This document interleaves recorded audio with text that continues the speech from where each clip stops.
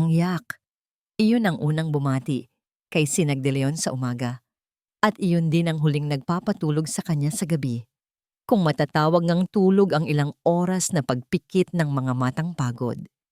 Hindi ito isang ordinaryong iyak ng isang sanggol na nagugutom o kailangang palitan ng lampin. Ito ay isang sigaw, isang malungkot at walang tigil na sigaw na tila nagmumula sa kaibuturan ng isang kaluluwang musmos na naliligaw na hinahanap ang isang bagay na hindi na kailanman maibabalik. Mula sa kanyang home office, sa ikalawang palapag ng Hacienda de Leon, pilit na isiniksik ni Sinag ang sarili sa mga blueprint na nakalatag sa kanyang mesa. Ngunit ang bawat guhit ng lapis, ang bawat kalkulasyon, ay binubura ng walang humpay na pagtangis ng kanyang anak. Si Kislap, 3 buwan na. 3 buwan na ang nakalipas mula nang pumanaw ang kanyang asawa at 3 buwan na ring walang sandali ng katahimikan sa loob ng malawak at malamig na bahay na ito. Napapikit siya ng mariin at minasahe ang kanyang sentido. 10 yaya. Iyon ang bilang ng mga babaeng sumubok na alagaan si Kislap sa loob lamang ng 3 buwan. Ang iba ay sumuko sa unang araw pa lang.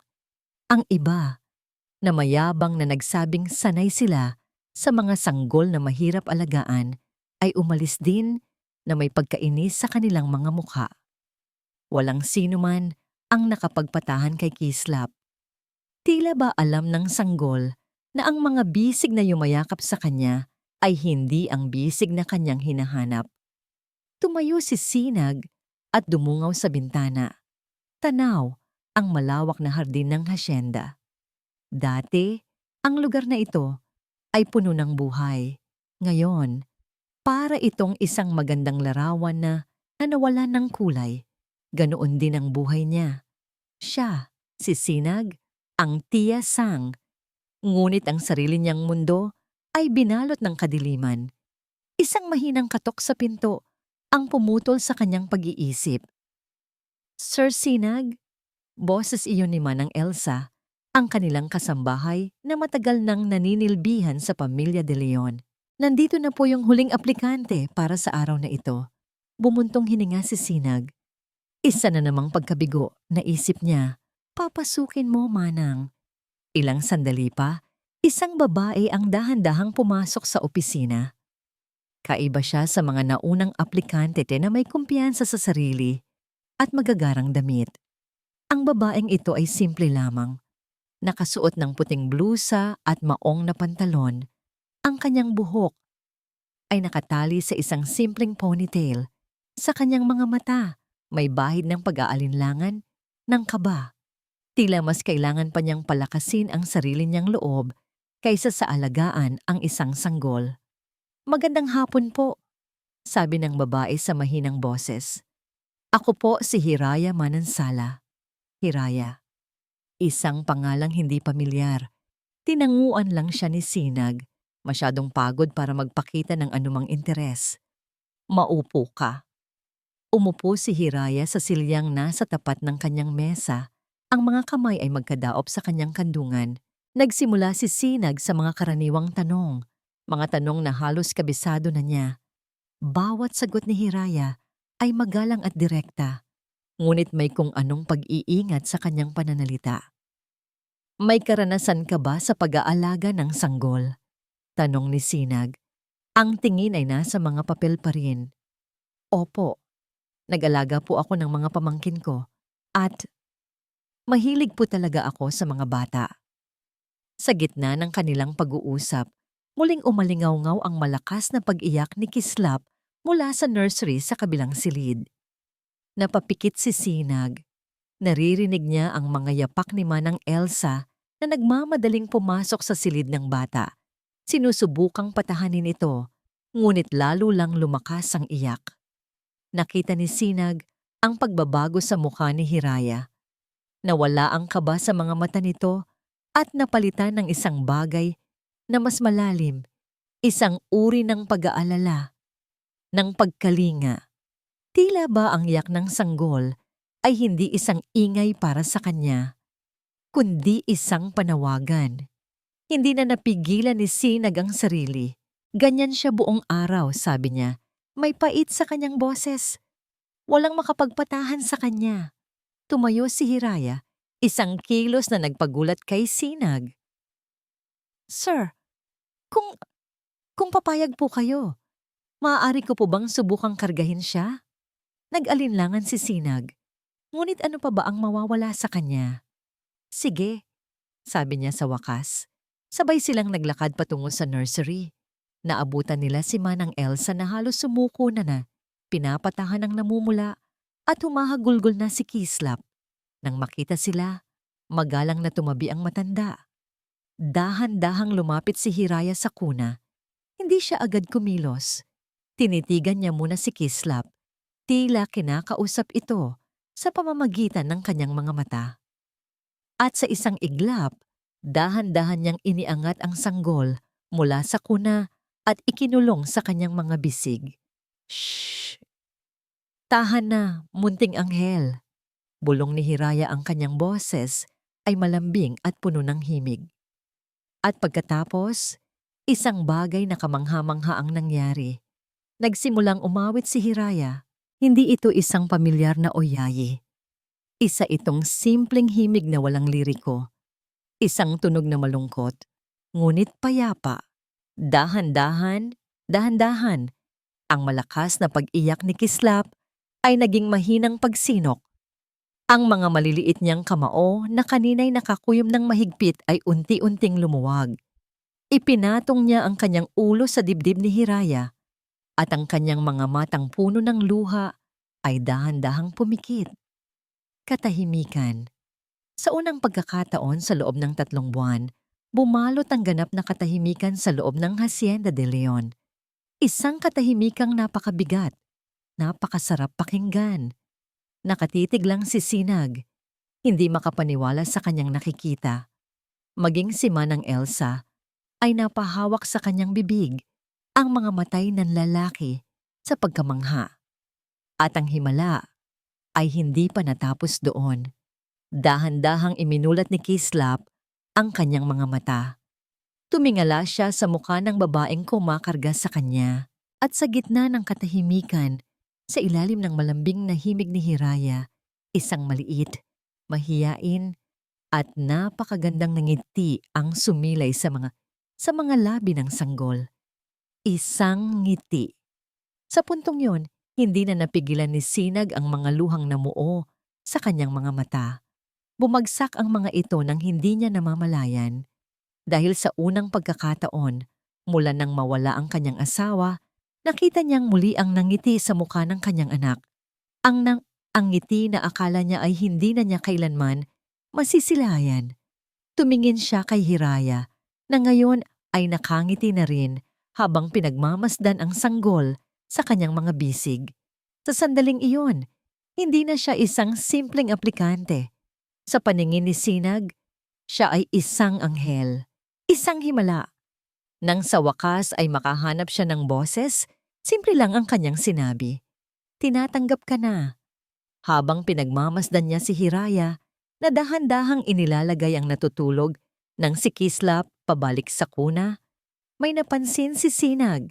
Sa paggalaw ng braso ni Hiraya, bahagyang umangat ang manggas ng kanyang blusa. Isang pilat, isang maputi, at manipis na pilat ang gumuhit sa kanyang pulso.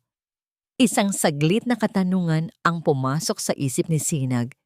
Ano kaya ang kwento sa likod ng pilat na yon? Ngunit kasing bilis ng pagdating nito, iwinaksi niya rin ito. Ang mahalaga ay ang katahimikang dala ng babaeng ito, ang tangiting ibinalik niya sa buhay ng kanyang anak. Sa ngayon, iyon lang ang mahalaga. Ang unang linggo ni Hiraya sa Hacienda de Leon ay parang isang panaginip. Isang panaginip na matagal na niyang inaasam, ngunit natatakot siyang magising anumang oras. Pagkatapos ng madilim na kabanata ng kanyang buhay, ang pakikipaglaban sa sakit, ang pagkawala ng trabaho, ang pakiramdam na siya'y isang pabigat. Ang trabahong ito ay higit pa sa isang biyaya. Ito ay isang sinag ng pag-asa. Ang bawat umaga ay sinisimulan niya sa silid ni Kislap. Ang sanggol na dati gumigising sa pamamagitan ng pag-iyak ay ngayoy sinalubong siya ng mga ngiti at mahihinang ungol ng kagalakan.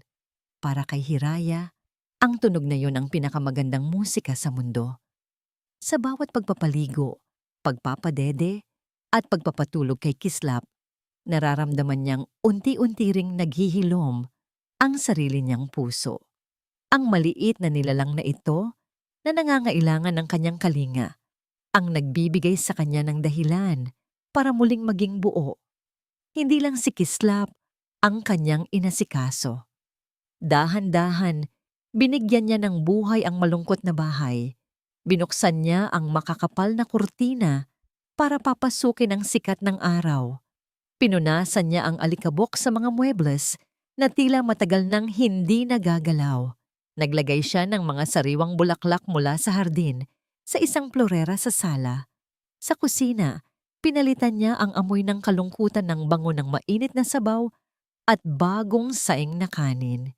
Ginawa niya ang lahat ng ito nang hindi inuutusan. Ginawa niya ito dahil ito ang nararamdaman niyang tama.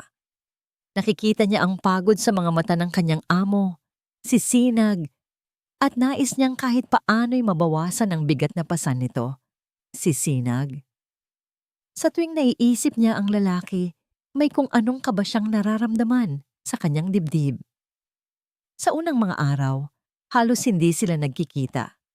Umaalis ito ng maaga at umuuwi ng gabi na kapag tulog na si Kislap. Ngunit nitong mga huling araw, tila mas maaga na itong umuuwi. At sa mga sandaling iyon, nahuhuli niya itong nakatitig sa kanya habang karga niya si Kislap. Isang tingin na pinaghalong pasasalamat at pagtataka. Isang hapon, habang mahimbing na natutulog si Kislap sa kuna nito, naisipan ni Hirayang umupo sa tabi nito at basahan ito ng isang librong pambata na nakita niya sa isang estante. Kahit tulog ang sanggol, naniniwala siyang naririnig nito ang lambing sa kanyang boses. At ang munting kuneho ay naglakbay ng malayo. Basa niya sa mahinang boses upang hanapin ang pinakamakinang na bituin sa kalangitan. Hindi niya namalayan ang pagpasok ni Sinag sa silid. Naramdaman na lamang niya ang presensya nito nang ito'y tumikhim. Napalingon siya. Ang puso niya'y biglang kumbog ng mabilis. Nakatayo ito sa may pintuan, nakasandal, ang mga braso'y magkasalikop sa dibdib. Isang maliit na ngiti ang nakaguhit sa kanyang mga labi. Hindi ko alam na mahilig ka pala sa mga kwentong pambata.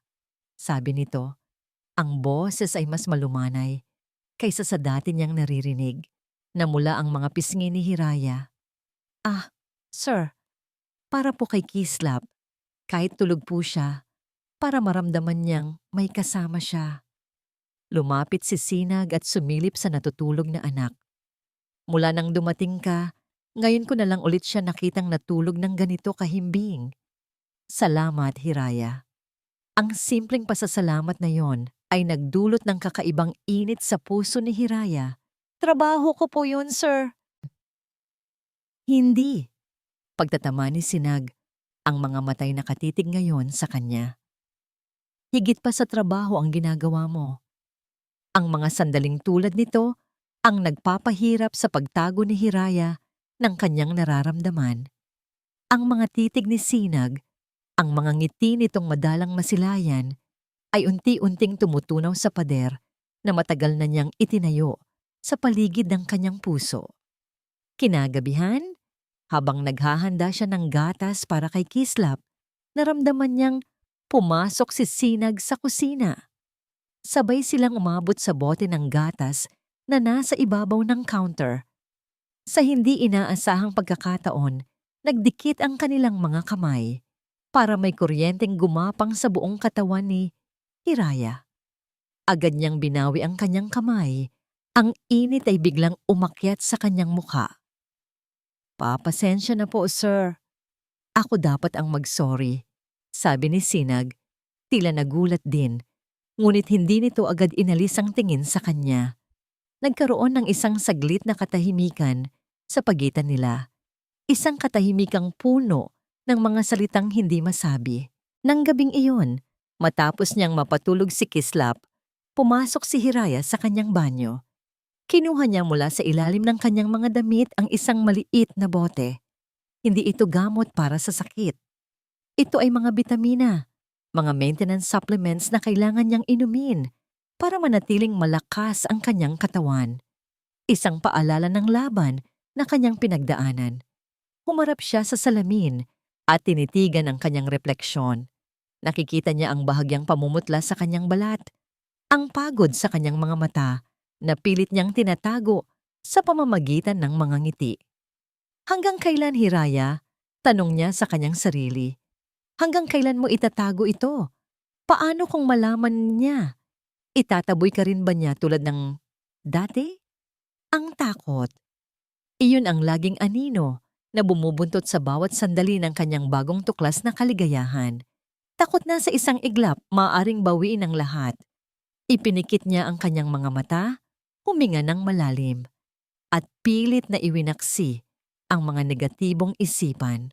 Bumalik siya sa sala, naisipang magtimpla ng tsaa para pakalmahin ang sarili, nang biglang tumunog ang doorbell. Nagtaka siya. Sino naman kaya ang bibisita ng ganoong oras ng gabi? Alam niyang nasa opisina pa si Sinag sa itaas.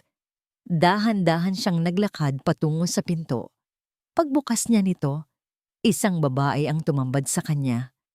Ang babae ay napakaganda, balingkinita ng katawan at bihis na bihis, tila galing sa isang mamahaling okasyon.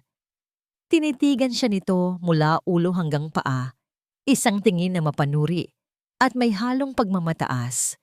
Isang ngiti ang sumilay sa mga labi ng babae, isang nangiting hindi umabot sa kanyang mga mata. "Hello," sabi nito sa matamis, ngunit may himig ng pagiging sarkastikong boses. "Nandyan ba si Sinag?" "Sino po sila?" Magalang na tanong ni Hiraya. Itinaas ng babae ang kanyang kilay, tila ba na insulto sa tanong. Muli siyang ngumiti at sinabing, "Ako si Marikit, ang dapat na tagapag-alaga ni Kislap." Ang tunog ng doorbell na sinundan ng mahihinang boses sa ibaba ang pumutol sa katahimikang matagal ng hinahanap ni Sinag. Ibinaba niya ang kanyang ballpen at napakunot ang noo. Gabi na.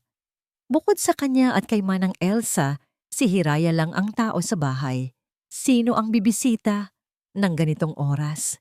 Isang bahagi niya ang nakaramdam ng inis sa anumang istorbo sa kapayapaang idinulot ni Hiraya sa tahanan nila. Ngunit nanaig ang kanyang pag-aalala. Dahan-dahan siyang bumaba ng hagdan at doon, sa may bukana ng pinto, natigilan siya. Nakatayo sa harapan ni Hiraya ang isang babaeng matagal na niyang hindi nakikita, ngunit hindi kailanman malilimutan. Nakasuot ito ng isang pulang bestida na bumagay sa perpekto nitong hubog. Ang buhok nito'y kumikinang sa ilaw ng chandelier. Ang kanyang nangiti, isang ngiting kasing tamis at kasing panganib ng lason. "Marikit," nasabi ni Sinag. Ang kanyang boses ay naglalaman ng hindi maitagong pagkagulat. Agad na napalingon si Marikit at ang ngiti nito'y lalong lumawak nang makita siya. Sinag, darling, I'm back," sabi nito, at sa isang iglap, lumapit ito sa kanya at niyakap siya ng mahigpit. Naramdaman ni Sinag ang pag-igting ng kanyang mga kalamnan. Hindi niya inaasahan ang ganitong pagbati. Sa likod ni Marikit, nakita niya si Hiraya na nakatayo lang, ang mukha'y blanko, ngunit sa mga mata nito'y mababasa ang pagkalito. Dahan-dahan siyang kumalas sa yakap.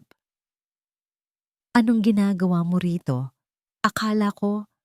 "Oh, it's a long story," sabi ni Marikit. Iwinawagayway ang isang kamay na tila ba isang maliit na aberya lang ang nangyari. Nagkaroon ng family emergency sa probinsya. Biglaan, hindi na ako nakapagpaalam ng maayos, pero heto na ako ngayon. I'm ready to take my rightful place. Tumingin ito kay Hiraya, at sa huling salita nito, may diin na tanging isang babae lang ang makakaintindi. Naramdaman ni Sinag ang bigat ng sitwasyon. Si Marikit ang orihinal na pinili ng yumaong asawa niya para mag-alaga kay Kislap, isang kaibigan nito mula sa kolehiyo. Nang bigla itong naglaho, kasabay ng kalungkutan niya, ay ang pakiramdam na pinabayaan siya. Ngunit ngayon, sa pagbabalik nito, ang nararamdaman niya ay hindi gaanong kagalakan, kundi isang uri ng pagkabalisa. Marikit, may bago nang yaya si Kislap, sabi ni Sinag sa mahinahon ngunit matatag na boses. Si Hiraya. Ang ngiti sa mukha ni Marikit ay hindi nawala, ngunit may nagbago sa kislap ng kanyang mga mata. Oh, I see. Of course. Pero naisip ko lang, Sinag, na baka kailangan niya ng tulong. Mahirap alagaan ang isang sanggol ng mag-isa. I can stay and help her para na rin makabawi ako sa bigla kong pag-alis. Ang alok ay tila walang mali siya. Sa katunayan, para pa itong isang magandang ideya. Ngunit nang tumingin si Sinag kay Hiraya, nakita niya ang bahagyang pag-igting ng panga nito. May kung anong nagsasabi sa kalooban ni Sinag na tanggihan ng alok. Ngunit nanaig ang kanyang pakiramdam ng utang na loob sa alaala ng kanyang asawa at ang kagustuhang iwasan ang isang hindi komportableng pag-uusap. Sige, sabi niya sa wakas, maaari kang manatili para tulungan si Hiraya. Ang salitang tulungan ay tila musika sa pandinig ni Marikit. Wonderful! Ngumiti ito ng matamis kay Hiraya. I'm sure magkakasundo tayo. Kinabukasan, agad naramdaman ang pagbabago sa buong kabahayan. Ang dating payapang umaga ay napalitan ng boses ni Marikit na umaalingingaw-ngaw sa sala. Kinakausap si Sinag na tila sila lang ang tao roon. Habang naghahanda si Hiraya ng agahan, pumasok si Marikit sa kusina. Alam mo ba, Sinag and I used to go to this little cafe in Tagaytay. Sabi ni Marikit habang kumukuha ng isang tasa. Kami ni Marga, ang yung maong asawa niya. We were like sisters. Ang dami naming pangarap para sa pamilyang ito. Ang bawat salita ay tila isang karayom na tumutusok sa bula ng katahimikang binuo ni Hiraya. Inilalagay ni Marikit ang kanyang sarili sa kwento ng pamilya habang si Hiraya ay nananatiling isang tagalabas, isang estranghero. Isang hapon, habang buhat-buhat ni Hiraya si Kislap sa sala, naglalakad si Marikit mula sa kusina, dala ang isang takuri ng bagong kulong tubig para sa kanyang tsaa. Bigla itong natisod o nagpatisod malapit sa kinauupuan ni Hiraya. Ay! Sigaw ni Marikit. Ang mainit na tubig ay tumilapon, ilang pulgada lang mula sa mga paa ni Hiraya at ng sanggol. Sa isang mabilis na kilos, naitayo ni Hiraya ang kanyang mga binti at niyakap ng mahigpit si Kislap. Ginawang panangga ang sarili niyang likod. Mabuti na lang at walang tumama sa kanila. Oh my God! I'm so sorry, sabi ni Marikit. Ang mukha ay puno ng pagkataranta. Agad nitong inilapag ang takore at lumapit sa kanila. Nasaktan ka ba, Hiraya? Si baby! Diyos ko, napakaburara ko. Niyakap ni Hiraya si Kislap. Ang puso niya'y dumadagundong sa takot at galit. Alam niya. Ramdam niya. Hindi yun aksidente. Ngunit paano niya ito sasabihin? Paano niya ito papatunayan? Lumabas si Sinag mula sa kanyang opisina na alarma sa sigaw. Nakita niya ang basang sahig at ang nag-aalalang mukha ni Marikit. Anong nangyari? Kasalanan ko, Sinag! Sabi agad ni Marikit. Ang boses ay nanginginig. Natisod ako. Muntik ko nang matapunan si Hiraya at si Kislap. Thank God, mabilis si Hiraya. She's okay. They're okay.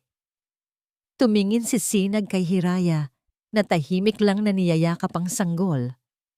Are you sure you're okay, Hiraya? Tumango lang si Hiraya, hindi magawang magsalita. Ano mang sabihin niya ay, Magmumukhang nag-aakusa siya. Nang gabing iyon, habang nag-aayos si Sinag para matulog, kumatok si Marikit sa kanyang silid.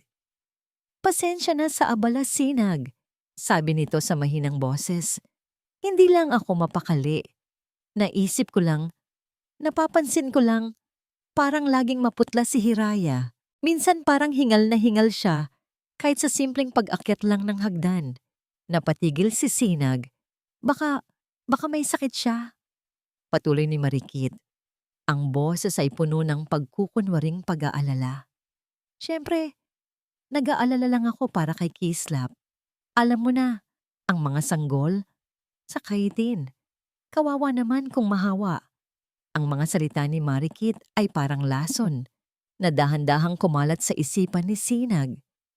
Bigla niyang naalala ang napansin niya noong unang araw ni Hiraya. Ang pilat sa pulso nito, ang itsura nitong tila laging may iniinda. Mga bagay na pinili niyang kalimutan dahil sa himalang idinulot nito sa kanyang anak. Ngunit ngayon, bumalik ang mga ito, dala ng mga salita ni Marikit. "I'm just concerned, Sinag. Mahal ko si Kislap. Mahal ko ang pamilyang ito," sabi ni Marikit bago tuluyang umalis. Naiwan si Sinag na nakatayo sa gitna ng kanyang silid. Ang isip ay gulong-gulo. Dumungaw siya sa bintana at natanaw niya sa ibaba si Hiraya na nakaupo sa hardin. Buhat-buhat si Kislap at mahinang inaawitan ito sa ilalim ng liwanag ng buwan. Ang eksena ay perpekto, payapa, isang larawan ng pagmamahal at pagkalinga. Ngunit sa unang pagkakataon, habang pinagmamasdan niya ang babaeng nagbalik ng ngiti sa buhay ng kanyang anak, ang tumatakbo sa isip niya ay hindi na purong pasasalamat at paghanga. Sa halip, may isang bagong damdamin na sumibol doon, isang malamig at hindi mapakaling damdamin, ang pag-aalala na may kasamang bahid ng hinala. Ang kapayapaan sa loob ng Hacienda de Leon ay naging isang alaalang kay bilis kumupas.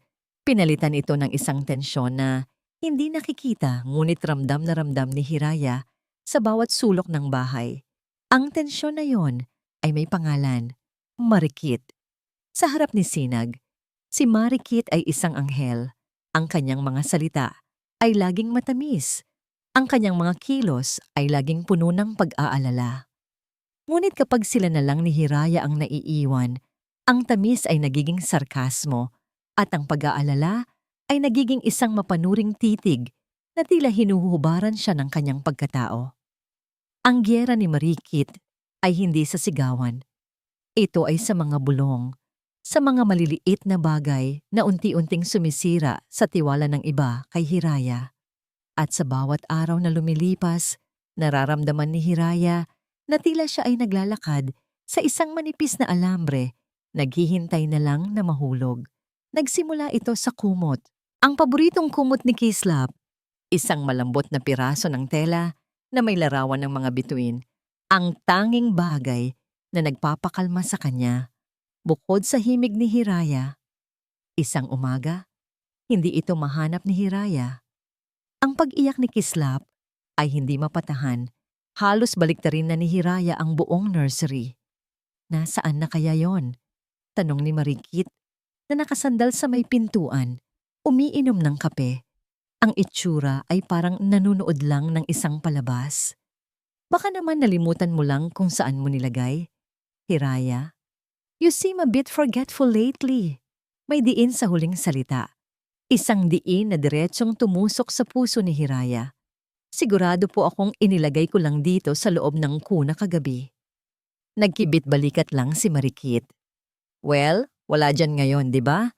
Halos maiyak na sa pag-aalala si Hiraya, hindi lang para sa kumot, kundi para kay Kislap na hindi na mapatahan. Pagkatapos ng kalahating oras na paghahanap, nakita ni Marikit ang kumot. Nakasuksok ito sa pagitan ng mga unan sa sofa sa sala, isang lugar na imposibleng mapuntahan ng kumot ng mag-isa. "Oh look! Nandito lang pala," sabi ni Marikit sa masayang tono. "See? Sabi ko sa'yo, nakakalimutan mo lang. At ngumiti ito isang nangiting tagumpay. Ang pinakamasakit na dagok ay dumating makalipas ang ilang araw. Nilapitan siya ni Marikit habang nagpapatulog siya kay Kislap. Hiraya, by the way, sabi nito sa pabulong na boses. Nakausap ko si Sinag kanina. Sabi ng doktor ni Kislap, kailangan daw i-adjust ang feeding time niya. Sa halip na 4:00, gawin na raw 5:00 ng hapon para mas mahimbing ang tulog niya sa gabi. Tumingin si Hiraya kay Marikit. May bahagi sa kanya na nagdududa. Ngunit ang sinabi nito ay luhikal pakinggan. At sino ba naman siya para questionin ang utos na galing daw mismo kay Sinag? Ganoon po ba? Sige po, salamat sa paalala. Pagsapit ng 4:00, nagsimulang maging iritable si Kislap. Alam ni Hiraya na oras na ng gatas nito, ngunit pinilit niyang aliwin ang bata. Kinarga niya ito, kinantahan, idinuyan, ngunit ang gutom ay hindi kayang daanin sa awit. Lumakas ng lumakas ang iyak ng sanggol. Eksakto 4:45, bumukas ang pinto ng opisina ni Sinag.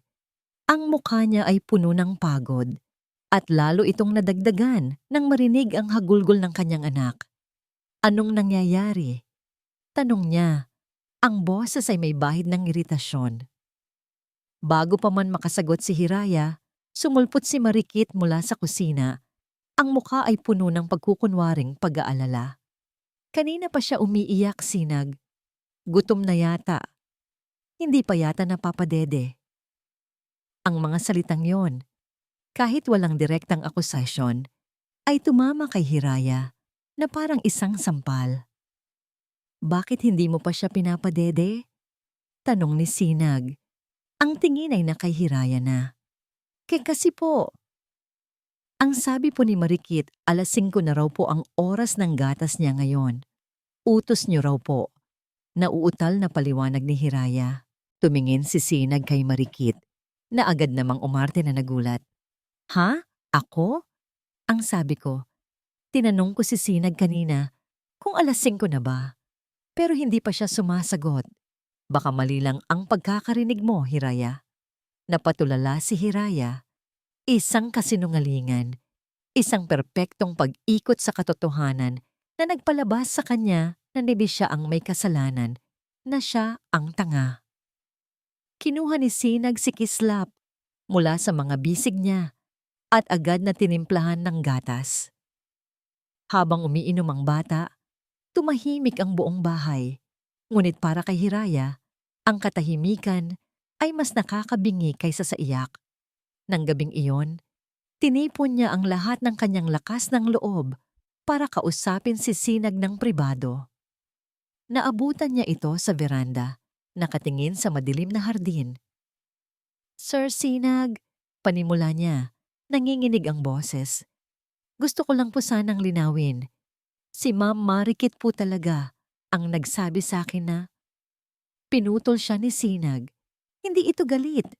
Ngunit ang tono nito ay mas masakit pa kaysa sa isang sigaw. Pagod at may halong pakiusap. Hiraya, sabi nito, hindi man lang siya nilingon. Marikit is just trying to help. Kaibigan siya ng asawa ko. Alam kong naninibago ka lang. Baka nagkakaintindihan lang kayo. Huwag mo sanang masamain. Iyon na yon. Isang pader, isang hatol. Hindi siya pinaniwalaan. Sa isang iglap, siya ang naging masama, ang selosa, ang nag-iisip ng hindi maganda sa isang kaibigan ng pamilya.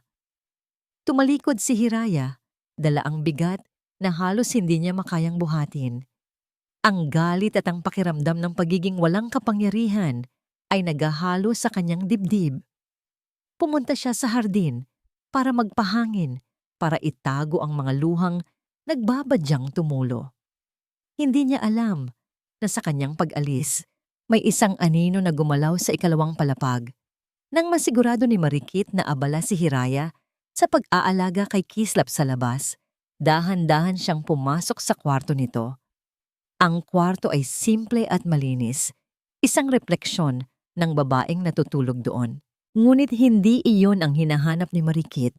Ang kanyang pakay ay malinaw. May tinatago ang babaeng ito. Ramdam niya. Binuksan niya ang aparador. Walang kakaiba. Tiningnan niya ang ilalim ng kama. Wala rin. Ngunit sa ilalim ng kama, may isang luma at medyo may kalumaang maleta. Binuksan niya ito. Mga lumang damit, ilang libro. At sa pinakailalim, sa ilalim ng isang nakatuping tuwalya, naramdaman ng kanyang mga daliri ang isang bagay na matigas at maliit. Isang bote. Isang bote ng gamot na halos wala ng laman. Kinuha niya ito at dinala sa liwanag na nagmumula sa bintana. Binasa niya ang etiketang medyo kupas na. Hindi niya pamilyar ang pangalan ng gamot, ngunit malinaw ang nakasulat sa ibaba. Isang reseta mula sa oncology department ng isang malaking ospital. Isang mangiti. Isang malamig, kalkulado, at mapanirang nangiti ang gumuhit sa mga labi ni Marikit. Hawak na niya ang lason at handa na siyang gamitin ito. Kinahapunan, matapos ang isang mahaba at nakakapagod na araw ng mga pagpupulong, umuwi si Sinag na dala ang bigat ng mundo sa kanyang mga balikat. Ang tanging nagpapagaan sa kanyang loob ay ang isiping pagdating niya sa hasyenda. Madadatnan niya ang payapang eksena ni Hiraya at Kislap. Ngunit sa pagkakataong ito, isang kakaibang katahimikan ang sumalubong sa kanya. Isang katahimikang hindi payapa, kundi mabigat at puno ng tensyon. Naabutan niya si Marikit sa sala, nakaupo sa sofa. Ang mga kamay ay magkadaop sa kanyang kandungan. Ang postura nito ay perpekto, ngunit may kakaiba sa kanyang mukha. Tila ba may pinipigil siyang emosyon. Nang makita siya nito, agad itong tumayo. Ang mga mata nito'y tila nag-aalala. "Sinag, mabutit dumating ka na," sabi nito sa boses na pilit pinapakalma. "Pwede ba tayong mag-usap? Saglit lang. Sa opisina mo. Pribado." Napansin ni Sinag ang pagiging seryoso nito. Nasaan si Hiraya? Si Kislap? Nasa nursery sila. Tulog na si Kislap. Mabilis na sagot ni Marikit. "Importante ito, Sinag. Please." May kung anong kaba ang gumapang sa dibdib ni Sinag, ngunit tumango siya at naunang naglakad patungo sa kanyang opisina.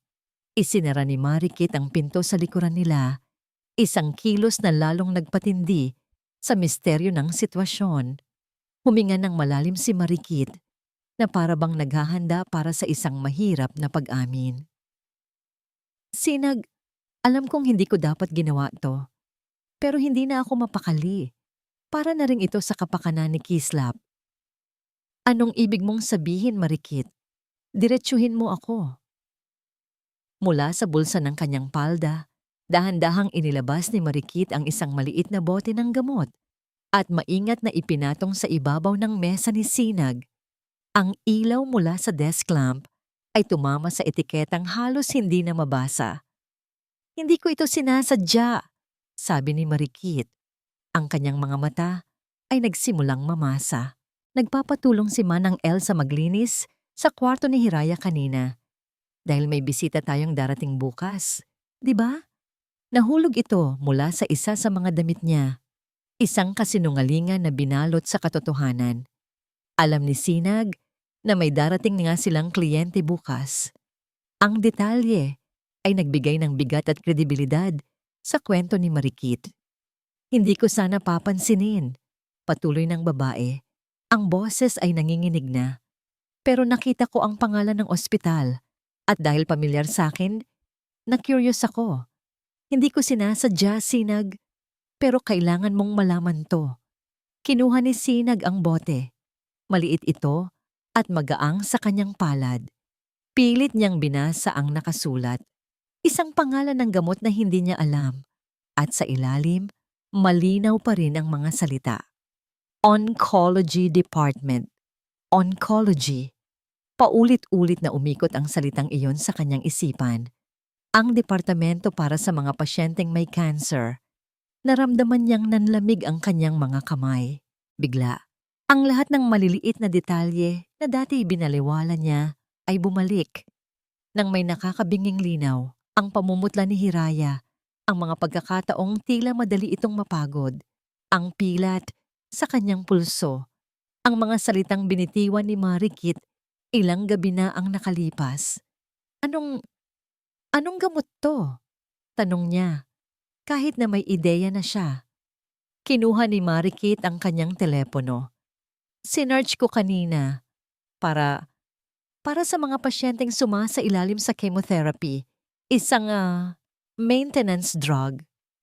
Nabitawan ni Sinag ang bote. Gumulong ito sa ibabaw ng makintab na kahoy ng kanyang mesa bago huminto. Umupo siya ng mabagal sa kanyang silya. Ang lakas ay tila biglang nawala sa kanyang mga tuhod. Tumingin siya sa kawalan. Ang kanyang isip ay sinusubukang iproseso ang lahat. Hiraya. Ang babaeng nagdala ng himala sa kanyang anak. Ang babaeng nagbalik ng kaunting liwanag sa madilim niyang mundo. May sakit. Isang malubhang sakit. At itinago niya ito. Umiiyak na, sabi ni Marikit. Lumapit ito sa kanya at hinawakan ang kanyang balikat. Hindi ko siya hinuhusgahan. Diyos ko, naaawa ako sa kanya. Pero paano si Kislap? Paano kung mahina pala ang katawan niya? Paano kung may sakit siyang nakakahawa? Hindi natin alam. Ang kapakanan ng anak mo, ang iniisip ko. Hindi niya dapat itinago ang ganito kaimportanteng bagay. Ang bawat salita ni Marikit ay tumatagos sa puso ni Sinag na parang mga bubog. Tama siya. Ang sentimiento ay tama. Hindi ito tungkol sa paghuhusga. Ito ay tungkol sa kaligtasan ng kanyang anak. Naramdaman ni Sinag ang isang matinding pagkadismaya. Hindi galit, kundi isang malalim na pakiramdam ng pagtataksil. Bakit hindi sinabi sa kanya ni Hiraya? Bakit kailangan niyang ilihim ito? Ang tiwalang unti-unti niyang ibinibigay sa babae ay biglang gumuho na parang isang kastilyong buhangin. Nang gabing iyon, hindi mapakali si Sinag. Hindi niya kayang harapin si Hiraya. Hindi pa. Pinanood niya ito mula sa malayo habang pinapatulog nito si Kislap. Ang dati imahe ng kapayapaan ay nabahira na ngayon ng pagdududa. Bawat ubo ni Hiraya, bawat paghinga nito ng malalim ay nagiging isang senyales ng panganib sa kanyang isipan. Kinabukasan, sinubukan niyang kausapin ito, ngunit hindi sa paraang direkta. Hiraya, kamusta ang pakiramdam mo? Tanong niya habang nagkakape sa kusina. Napapansin ko, parang pagod ka nitong mga nakaraang araw. Sigurado ka bang okay ka lang? Baka kailangan mo ng check-up. Nakita niya ang biglang pagbabago sa mukha ni Hiraya. Ang nangiti nito'y sandaling nawala at napalitan ng isang bakas ng takot. Isang takot na mabilis din nitong tinago. Okay lang po ako, sir, sabi nito, umiiwas ng tingin. Medyo puyat lang po siguro. Huwag po kayong mag-alala. Ang pagtanggi nito, ang halatang pagsisinungaling, ang lalong nagpatibay sa lahat ng kanyang hinala. Mas masakit pa pala ang makita ang pagsisinungaling kaysa malaman ang katotohanan. Gabi na nang bumalik si Hiraya sa kanyang kwarto. Napansin niyang tila may nag-iba sa ayos ng kanyang mga gamit sa maleta. Hindi niya ito pinansin noong una. Inisip na baka si Manang Elsa lang. Ngunit may kung anong nag-udyok sa kanya na tingnan ang ilalim ng nakatuping tuwalya kung saan niya itinatago ang bote ng kanyang mga bitamina.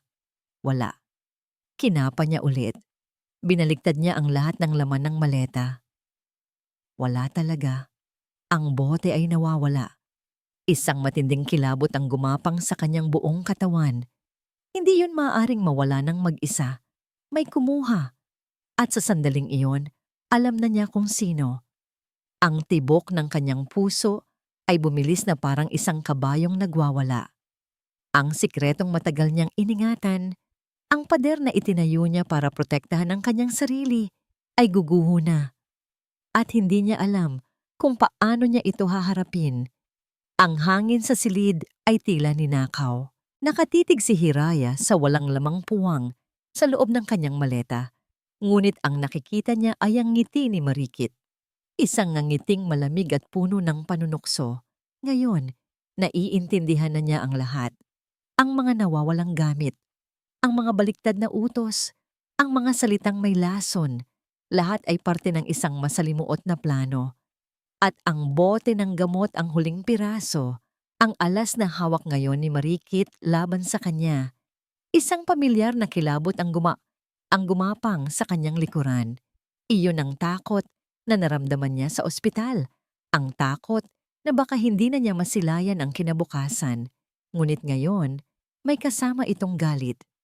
Galit hindi para sa kanyang sarili, kundi para sa pamilyang sinisira ng isang babaeng puno ng inggit. Hindi. Hindi na siya magtatago. Hindi na siya matatakot. Kung may isang bagay siyang natutunan sa kanyang pakikipaglaban sa sakit, iyon ay ang kahalagahan ng pagharap sa katotohanan. Gaano man ito kasakit. Tapos na ang panahon ng pagtatago sa dilim. Sa isang biglaang desisyon na nagmula sa kaibuturan ng kanyang pagkatao, tumayo si Hiraya.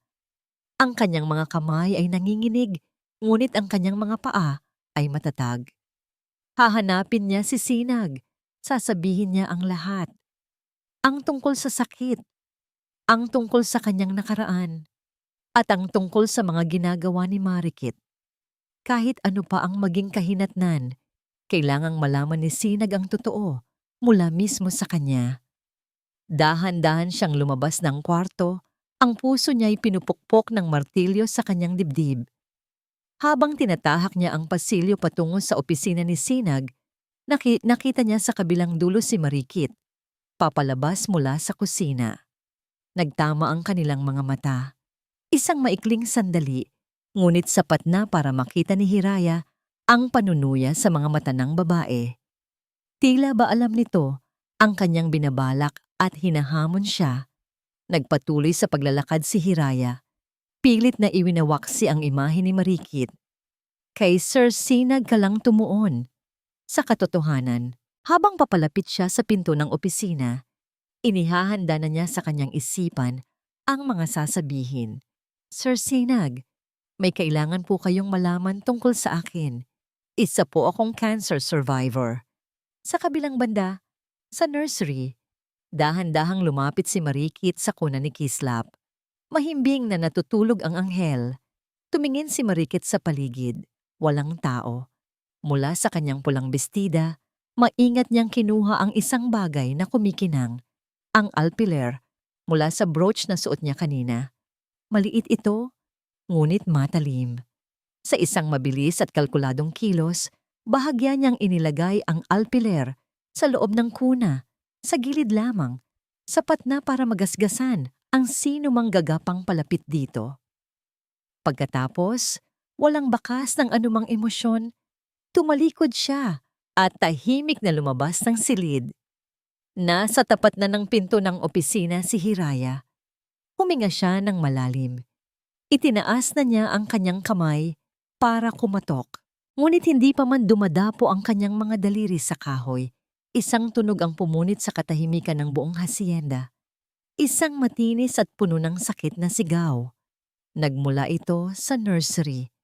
At hindi yon ang ordinaryong iyak ni Kislap. Hindi iyak ng gutom o antok. Iyak ito ng biglaang sakit. Nabitawan ni Hiraya ang lahat ng iniisip. Ang pag-amin, ang takot, si Marikit. Wala na ang lahat ng yon. Isang bagay na lang ang mahalaga, si Kislap. Kumaripas siya ng takbo. Ang bawat hakbang ay tila napakabagal. Kislap! Sigaw niya. Ang kanyang boses ay puno ng panik. Pagbukas niya ng pinto ng nursery, ang nakita niya ay nagpadurog sa kanyang puso.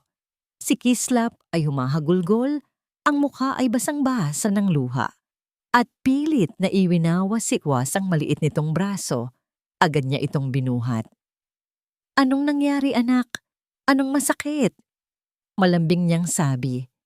Habang sinusuri ang bawat pulgada ng katawan ng sanggol, at doon niya nakita, Isang manipis na linyang pula sa braso nito. Isang gasgas. Hindi malalim, ngunit sapat na para magdulot ng sakit sa isang musmos. Inilibot niya ang kanyang mga mata sa kuna, hinahanap ang sanhi. At sa ilalim ng kumot, nakita niya ito. Isang kumikinang na alpiler. Nanlamig na parang yelo, ang buong katawan ni Hiraya. Sino? Paano? Ngunit bago pa man niya maproseso ang lahat, biglang bumukas ng malakas ang pinto. Si Sinag. At sa likod nito, si Marikit. Ang mukha ay perpektong nagpapahayag ng pag-aalala. Nakita ni Sinag ang umiiyak na si Kislap sa mga bisig ni Hiraya. Nakita niya ang gasgas sa braso ng kanyang anak. Nakikita niya ang takot at pagkalito sa mga mata ni Hiraya. Ngunit bago pa man siya makapagsalita, isang malakas na sigaw mula kay Marikit ang sumira sa lahat. Itinuro nito ang nanginginig na si Hiraya. Ang kanyang daliri ay parang isang kutsilyo. Diyos ko, Sinag! Anong ginawa niya sa anak mo? Ang sigaw ni Marikit ay parang isang palaso na tumama sa sentro ng magulong eksena. At ang target nito ay si Hiraya. Sa isang iglap, ang isip ni Sinag ay naging isang korte. Sa isang panig ay si Hiraya, ang babaeng may hawak sa kanyang umiiyak na anak. Ang mukha ay puno ng hindi maipaliwanag na takot. Sa kabilang panig ay si Marikit, na ngayon ay nakatayo sa tabi niya. Ang kamay ay nakahawak sa kanyang braso. Ang mukha ay larawan ng isang taong nais mananggalang. At sa gitna ng lahat, ang ebidensya, ang kanyang anak na nasaktan. Anong ibig mong sabihin? Naguguluhang tanong ni Sinag, ngunit ang tanong niya'y mas para sa sarili niya kaysa sa kanino man. Tingnan mo, sabi ni Marikit. Ang nanginginig na daliri ay nakaturo sa kuna. May alpiler. Sinag, may alpiler sa loob ng kuna. Paanong napunta yan dyan?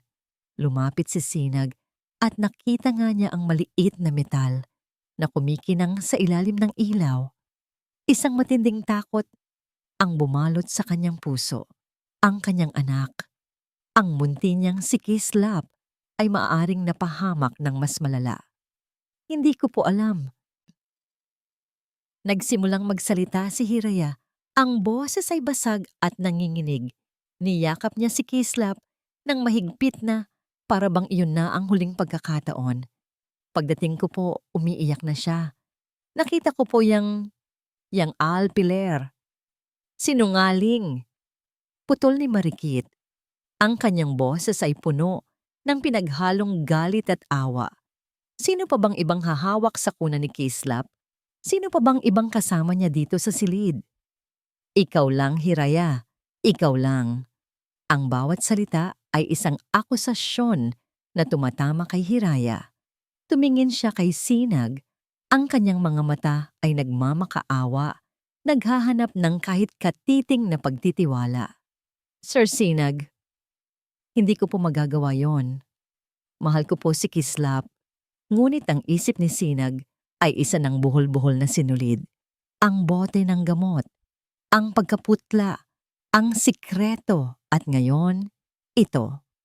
Ang mga piraso ng palaisipan ay pinagdudugtong-dugtong sa kanyang isipan, hindi sa paraang gusto niya, kundi sa paraang ipinipinta ni Marikit. Sinag, hindi niya sinasadya, sabi ni Marikit. Ngayon ay mas malumanay na parang isang taong sinusubukang maging resonable sa gitna ng kaguluhan. Hinawakan niya ang magkabilang balikat ni Sinag at pinaharap sa kanya. May sakit siya. Hindi natin alam kung anong epekto ng sakit niya o ng mga gamot niya sa pag-iisip niya. Baka hindi na stable ang isip niya. Baka nakakalimot na siya. Baka nagiging pabaya na siya ng hindi niya namamalayan. Hindi niya ito ginusto, pero mapanganib na siya para sa bata. Ang luhika ni Marikit ay malupit, ngunit sa pandinig ng isang nag-aalalang ama, ito'y may katwiran. Hindi totoo yan. Sigaw ni Hiraya, ang mga luha ay tuluyan ng bumuhos sa kanyang mga pisngi.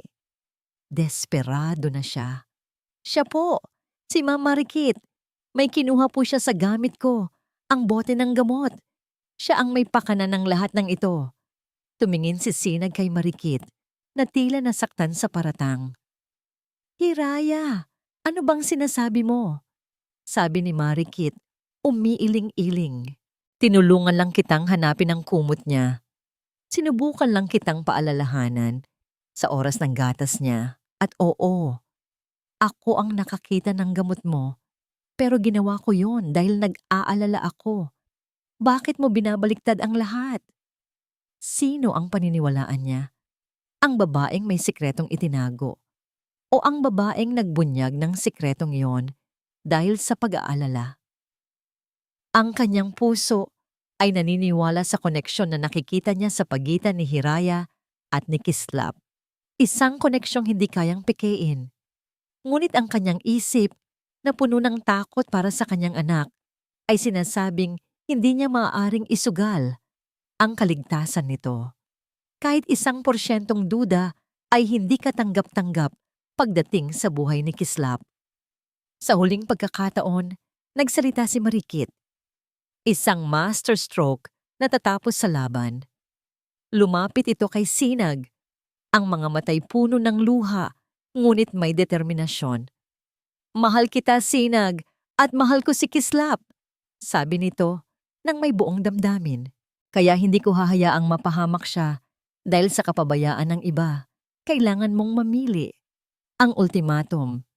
Tumingin si Sinag kay Hiraya na ngayon ay tahimik na lang na umiiyak habang yakap-yakap ang kanyang anak. Ang mukha nito ay puno ng pagkatalo. Walang salita ang makakapagligtas sa kanya ngayon. Ang bitag ay perpektong isinara. Isang mabigat at nakakamatay na katahimikan ang bumalot sa silid. Si Kislap na lang ang maririnig na sumisinok. Dahan-dahang lumapit si Sinag kay Hiraya at kinuha mula sa mga bisig nito si Kislap. Sa paghihiwalay ng mag-ina, isang hikbi ang kumawala kay Hiraya. Tinitigan ni Sinag ang babaeng nagdala ng nangiti sa kanyang tahanan. Ang babaeng nagparamdam sa kanya ng pag-asa at sa pinakamalamig na boses na kaya niyang ipunin, ibinigay niya ang kanyang hatol. Hiraya, panimula niya, ang bawat salita ay parang bubog na sumusugat sa sarili niyang lalamunan. Siguro mas mabuti kung umalis ka muna. Nakita niya ang pagguho ng mundo sa mga mata ni Hiraya para sa kaligtasan ni Kislap. Ang mga salita ni Sinag ay hindi parang isang hatol. Ang mga yon ay isang hatol. Isang sentensyang bumura hindi lang sa kanyang trabaho, kundi sa kanyang pagkatao. Para sa kaligtasan ni Kislap. Ang mga salitang iyon ay umaling-awngaw sa kanyang isipan habang siya'y naglalakad na parang isang multo pabalik sa kanyang silid. Walang luha. Wala pang luha. Ang sakit ay masyadong malalim, masyadong biglaan, para mailabas sa simpleng pag-iyak.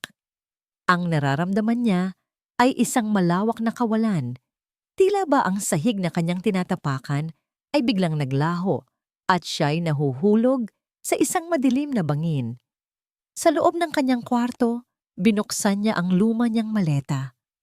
Ang parehong maleta na dinala niya rito na puno ng pag-asa. Ngayon, lalagyan niya ito ng mga basag na piraso ng kanyang puso. Ang kanyang mga kamay ay gumagalaw ng walang direksyon, mekanikal. Kinuha niya ang puting blusa na suot niya noong unang araw. Naalala niya ang pagkamangha sa mga mata ni Sinag nang unang tumahan si Kislap sa kanyang mga bisig. Iyon ay parang isang buhay na ang nakalilipas. Dahan-dahan niyang itinupi ang blusa. At isang luha ang pumatak dito, isang madilim na marka sa puting tela. Sunod niyang kinuha ang maliit na librong pambata na binabasa niya kay Kislap. Hinaplos niya ang pabalat. Naalala niya ang nangiti sa mga labi ni Sinag nang madatnan siya nitong nagbabasa para sa natutulog na sanggol. Isang panandaliang koneksyon na akala niya'y simula ng isang bagay na maganda. Isinara niya ang libro at inilagay sa maleta. Isinasara na rin niya ang kabanatang iyon ng kanyang buhay. Bawat damit, bawat maliit na bagay ay may kaakibat na alaala. Bawat alaala ay isang saksak sa kanyang dibdib. Dito, sa loob ng maikling panahon, naramdaman niyang muli siyang buo. Naramdaman niyang may silbi siya na may nagmamahal sa kanya. Akala niya natagpuan na niya ang kanyang tahanan, ngunit isa lang pala siyang bisita. Isang bisitang pinaghinalaan at ngayon ay itinataboy. Nang maisara na niya ang maleta, huminga siya ng malalim. May isang bagay pa siyang kailangang gawin. Isang huling pamamaalam. Dahan-dahan siyang lumabas ng kwarto at naglakad patungo sa nursery. Nakasara ang pinto. Mula sa loob, wala siya niyang marinig na anumang ingay. Marahil ay napatahan na ni Sinag si Kislap. O marahil, si Marikit na ang gumagawa noon. Ang isiping iyon ay nagdulot ng panibagong kirot. Hindi niya kayang pumasok. Hindi niya kayang makita si Kislap sa huling pagkakataon. Dahil kung gagawin niya iyon, baka hindi na niya kayanin pang umalis. Sa halip, idinikit niya ang kanyang noo sa malamig na kahoy ng pinto. Ipinikit niya ang kanyang mga mata. Paalam, munting sinag ko. Bulong niya sa hangin. Ang boses ay halos hindi marinig. Paalam, Kislap. Mahal na mahal ka ni Yaya Hira. Ito'y isang mainit na likido ang dumaloy sa kanyang mga pisngi. Ang mga luhang kanina pa niya pinipigilan ay bumuhos na ng walang tigil. Tumalikod siya at sa huling pagkakataon, tinahak ang mahabang pasilyo pababa ng engrandeng hagdanan na dati tinitingala niya ng may paghanga. Bawat hakbang palayo ay parang pagtanggal ng samngin ng isang piraso ng kanyang kaluluwa. Pagdating niya sa malaking pinto sa ibaba, bago niya ito buksan, napatingala siya sa ikalawang palapag. At doon, sa beranda, nakatayo ang isang anino, si Marikit. Kahit sa dilim, nakita ni Hiraya ang kislap sa mga mata nito sa ilalim ng ilaw ng buwan. At pagkatapos, dahan-dahan, isang ngiti ang sumilay sa mga labi nito. Hindi isang ngiting matamis, isang ngiting puno ng tagumpay, isang ngiting nagsasabing, "Ako ang nanalo. Talunan ka." Walang salitang namutawi, hindi na kailangan. Ang ngiting iyon ang nagsara sa lahat. Tumalikod si Hiraya at binuksan ang pinto. Lumabas siya sa gabi, palayo sa Hacienda de Leon, palayo sa buhay na kanyang pinangarap. Paglabas niya ng gate, bumuhos ang malakas na ulan na tila nakikidalamhati sa kanya. Ngunit hindi niya ito ininda. Naglakad lang siya nang walang patutunguhan sa mga kalsada ng Sanliwayway. Ang bawat patak ng ulan ay humahalo sa kanyang mga luha. Ang lamig ay tumatagos sa kanyang mga buto, ngunit wala itong panama sa panlalamig na nararamdaman niya sa kanyang kalooban. Ang pinakamasakit na bahagi ay hindi ang pagkawala ng trabaho. Ito ay ang pagkawasak ng tiwala. Ang katotohanan ang kanyang pinakamatinding takot, nahuhusgahan at itataboy siya dahil sa kanyang nakaraan, ay nagkatotoo sa pinakamalupit na paraan. Hindi lang siya sinibak, ginawa siyang isang halimaw sa paningin ng mga taong nagsimula na niyang mahalin. Hindi niya alam kung gaano katagal siyang naglakad. Ang mga ilaw ng poste ay nagiging malabong mga bilog sa kanyang paningin. Ang lakas sa kanyang mga binti ay unti-unting nawawala. Ang bigat sa kanyang dibdib ay tila humihila sa kanya pababa. Hanggang sa isang punto, sa isang madilim na eskinita, bumigay na ang kanyang katawan. Nabuwal siya sa basang semento. Ang huling lakas niya ay tuluyan ng naubos. Ang tunog ng ulan, ang tibok ng kanyang puso, ang sakit.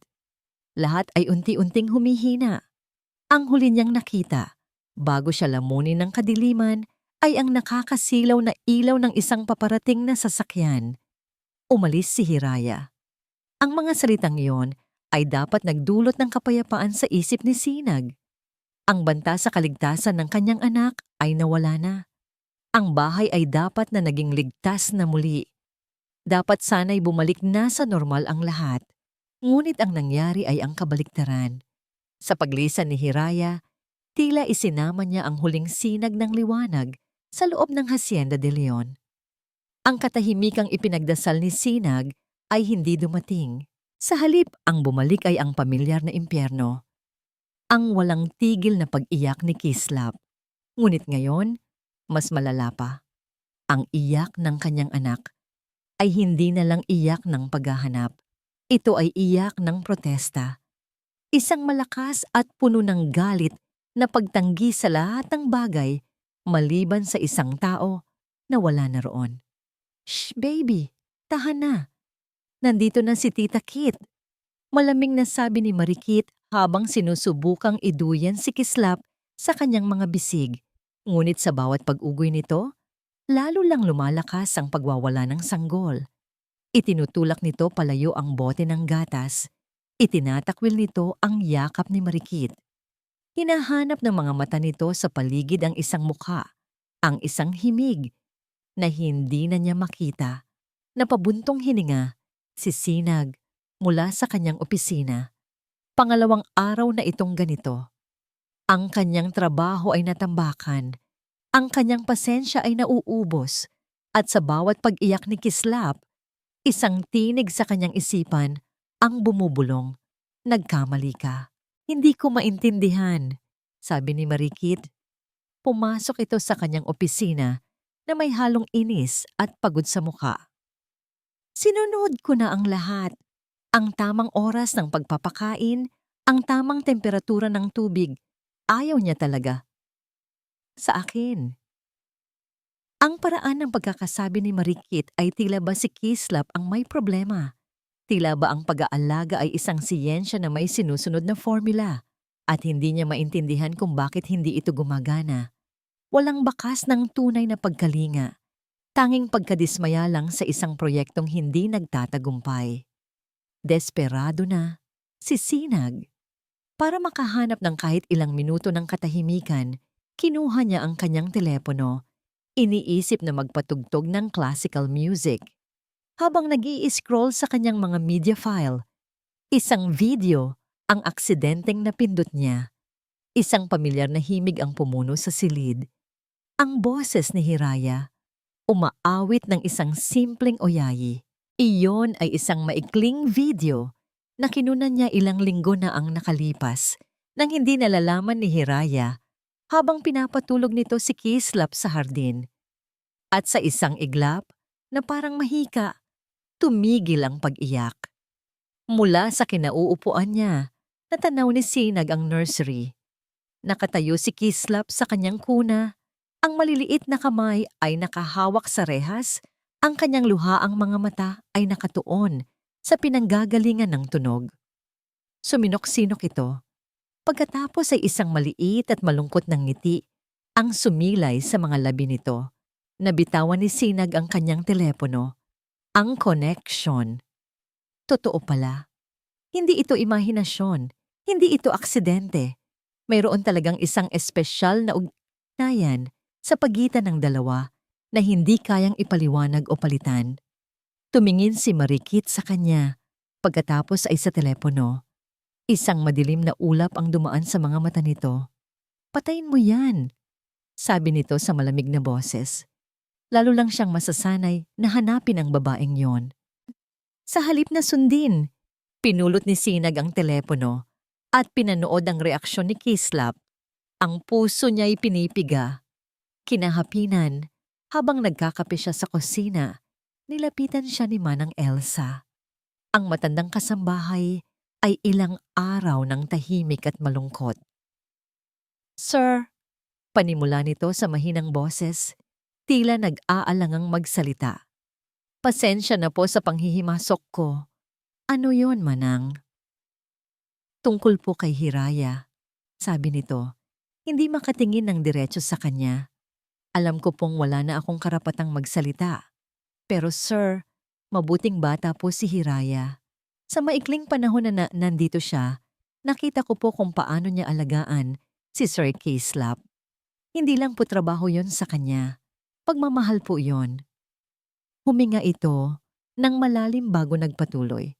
At nung araw po na nangyari yung sa Alpiler, may napansin po ako. Agad na nakuha nito ang buong atensyon ni Sinag. Anong napansin mo? Bago po yung sigaw ni K-Slap. Sabi ni Manang Elsa. Nakita ko po si Ma'am Marikit na papalapit sa kuna. Nagmamadali po siya at parang may itinatago po sa kamay niya. Hindi ko lang po pinansin nung una. Ang una kasi, sino po ba naman ako para mag-isip ng masama? Pero sir, hindi po ako mapakali. Ang mga salita ni Manang Elsa ay parang isang malaking bato na ibinagsak sa isang tahimik na lawa. Lumilikha ng mga alon ng pagdududa na unti-unting sumisira sa pader ng paniniwalang itinayo ni Sinag. Parang may itinatago sa kamay niya. Naalala niya ang eksena. Ang perpektong pagkakataon, ang perpektong akusasyon, at ang perpektong biktima. Isang babaeng may itinatagong sikreto na madaling gamitin laban sa kanya. Salamat Manang, sabi ni Sinag. Ang kanyang boses ay bahagyang nanginginig. Pumunta siya sa kanyang opisina at naupo. Binuksan niya ang kanyang laptop. May isang bagay na matagal na niyang kinalimutan. Isang bagay na ipinalagay niya para sa kapayapaan ng kanyang isip noong mga unang linggo pagkamatay ng kanyang asawa. Isang hidden CCTV camera. Ipinalagay niya ito sa isang sulok ng nursery. Nakatago sa isang estante ng mga libro para lamang masigurong maayos ang kalagayan ni K-Slap kapag wala siya. Nang dumating si Hiraya at nagkaroon ng kapayapaan sa bahay, hindi na niya ito muling sinilip. At dahil luma na ang modulong iyon, alam niyang si Marikit ay walang kaalam-alam tungkol dito. Nanginginig ang kanyang mga kamay habang binubuksan niya ang software. Hinanap niya ang petsa, ang araw na umalis si Hiraya. Hinanap niya ang oras. Ilang minuto bago ang insidente at pinindot niya ang play. Ang video ay medyo malabo, itim at puti at walang tunog. Ngunit sapat na ang linaw para makita ang katotohanan. Nakita niya sa screen ang mahimbing na natutulog na si K-Slap sa kuna. Pagkatapos ng ilang segundo, isang anino ang pumasok sa silid. Si Marikit. Lumingon ito sa kaliwat kanan. Nang masigurado nitong walang tao, mabilis itong lumapit sa kuna. At doon, nakita ni Sinag ng malinaw. Ang pagkilos ng kamay nito, ang paglalagay ng isang maliit at kumikinang na bagay sa loob ng kikuna. Pagkatapos, ang mabilis nitong pag-alis. Napahawak si Sinag sa kanyang bibig. Isang malamig na pawis ang bumalong sa kanyang noo. Itinuloy niya ang panunood. Nakita niya ang pagpasok ni Hiraya. Ang pagtakbo nito palapit sa kuna matapos marinig ang sigaw ng kanyang anak. Nakita niya ang panik, ang pag-aalala, ang pagmamahal sa bawat kilos nito habang sinusuri si K-Slap. At pagkatapos, nakita niya ang sarili niyang pumasok, kasama si Marikit. Nakita niya ang perpektong pag-arte ni Marikit. Nakita niya ang sarili niyang mukha, ang pagkalito, ang takot, ang pagdududa, at nakita niya ang hatol sa kanyang mga mata. Isang matinding pagsisisi na sinundan ng isang nag-aalab na galit ang bumalot sa buong pagkatao ni Sinag. Hindi lang siya nagkamali. Naging bulag siya. Nagpadala siya sa takot. Hinusgahan niya ang isang inosenteng tao. Itinaboy niya ang babaeng nagligtas sa kanyang anak. Itinaboy niya ang babaeng nagsisimula ng maging liwanag ng kanyang buhay. Bigla siyang napatayo. Ang silya ay tumumba sa likuran niya. Isang hayop na ungol ng galit ang kumawala sa kanyang lalamunan. Narinig ni Marikit ang kalabog at agad na pumasok sa opisina. Sinag, darling, anong nangyayari? Hindi siya sinagot ni Sinag. Sa halip, dahan-dahan niyang inikot ang laptop para humarap ito kay Marikit. Sa screen, nag-replay ang eksena ng kanyang krimen. Nakita ni Sinag ang pagbabago sa mukha ni Marikit. Ang pagkukunwaring pag-aalala ay naglaho. Pinalitan ito ng pagkabigla, pagkatapos ay ng takot, at sa huli, ng purong puot. Paano? Iyon lang ang salitang lumabas sa bibig nito. Umalis ka, sabi ni Sinag. Ang kanyang boses ay kalmado, ngunit nakakatakot. Bawat salita ay may bigat ng isang parusa. Umalis ka sa pamamahay ko. Ngayon din. Alam ni Sinag na hindi pa tapos ang lahat. Ngunit bago niya harapin si Marikit, may isang mas mahalagang bagay siyang kailangang gawin. Kailangan niyang hanapin si Hiraya. Kinuha niya ang kanyang telepono at mga susi ng kotse, ngunit saan siya magsisimula? Wala siyang alam tungkol sa babae, bukod sa pangalan nito. Wala siyang address, wala siyang numero. Bigla siyang may naalala. Ang usapan sa ospital. Nang gabing iyon, sinabi sa kanya ng isang nurse na may isang babaeng hinimatay sa kalsada dahil sa pagod at stress. Isang babaeng tumutugma sa deskripsyon ni Hiraya. Noong mga oras na yon, binaliwala niya ito, masyadong abala sa sarili niyang gulo. Ngunit ngayon, agad siyang tumawag sa pinakamalapit na pampublikong ospital sa San Liwayway. "Hello," sabi niya. Nanginginig ang boses. "Nagtatanong lang po ako, may pasyente po ba kayong na-admit kagabi?" Ang pangalan niya ay Hiraya Manansala. Ang ilang segundong paghihintay sa sagot ng nasa kabilang linya ay parang isang walang hanggan. At pagkatapos, ang kumpirmasyon. "Opo, sir. Nandito po siya." Isang alon ng ginhawa at panibagong kaba ang bumalot kay Sinag. Buhay siya. Ligtas siya. Ngunit nasaktan niya ito.